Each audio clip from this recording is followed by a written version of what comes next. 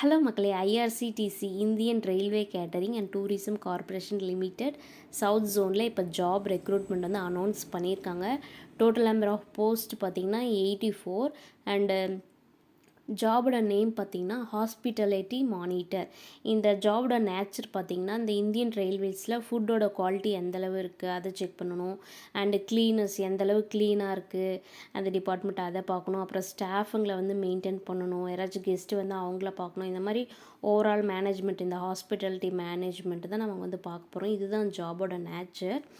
And இது place பார்த்திங்கன்னா location எங்கெங்கே போடுவாங்கன்னா சவுத் ஜோன் அப்படிங்கிறதுனால தமிழ்நாடு, கேரளா, கர்நாடகா அண்ட் எனிவேர் அந்த சவுத் ஜோனில் எங்கேனாலும் அவங்க போடுவாங்க. அண்ட் சேலரி வந்து 30,000. இந்த ஜாப் கேட்டகரி பார்த்திங்கன்னா அஃப்கோர்ஸ் சென்ட்ரல் கவர்மெண்ட் ஜாப் தான். அண்ட் இதோட வெப்சைட் பார்த்திங்கன்னா www.irctc.com. இதில் போய் பார்த்துட்டு நம்ம அந்த ஜாப் ரெக்ரூட்மெண்ட்டை கிளிக் பண்ணி நம்ம வந்து அப்ளிகேஷன் வந்து நம்ம சப்மிட் பண்ணிக்கலாம். இதோட லாஸ்ட் டேட் பார்த்திங்கன்னா 25, 27, 28, அதாவது இந்த மந்த் ஏப்ரல் மந்த்துக்குள்ளே வந்துட்டு வாக்கின் இன்டர்வியூ தான். ஸோ எக்ஸாம் அந்த மாதிரிலாம் எதுவும் இல்லை, வாக்கின் இன்டர்வியூ தான். நம்ம டைரெக்டாக போயிட்டு நம்ம இன்டர்வியூ அட்டன் பண்ணிக்கலாம். பட் அதுக்கு முன்னாடி வந்து நம்ம வந்து கண்டிப்பாக அப்ளிகேஷன் வந்து ஃபில் பண்ணி நம்ம சப்மிட் பண்ணணும். அது நம்ம வெப்சைட் மூலயமாவும் சப்மிட் பண்ணலாம், அப்படி இல்லையா டேரெக்டாகவும் போய் நம்ம வந்து அப்ளிகேஷன் வந்துட்டு சப்மிட் பண்ணிட்டு வரலாம். ஃபீஸ் வந்துட்டு எதுவுமே கிடையாது. இந்த எக்ஸாமுக்கு வந்து எந்த ஒரு ஃபீஸுமே கிடையாது. அண்ட் ஏஜ் லிமிட் பார்த்திங்கன்னா மினிமம் 18 இருக்கணும், maximum 27.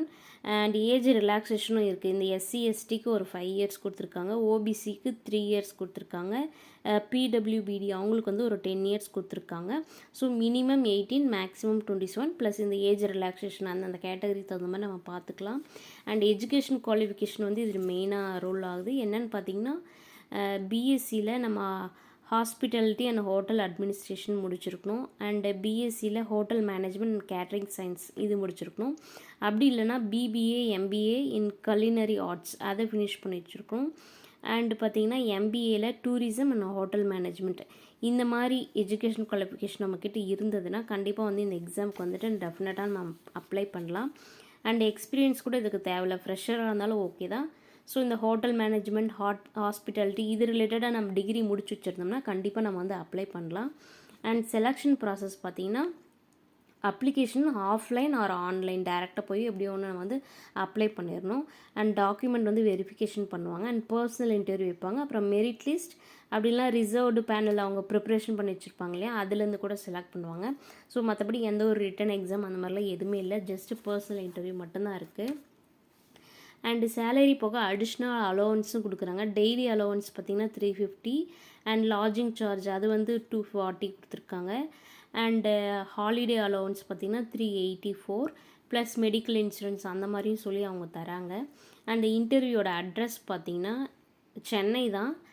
IRC zonal office 6A த ரெயின்ட்ரீ பிளேஸ் நம்பர் 9 மெக் நிக்கோலஸ் ரோட், சேத்பட், சென்னை 6,31,000.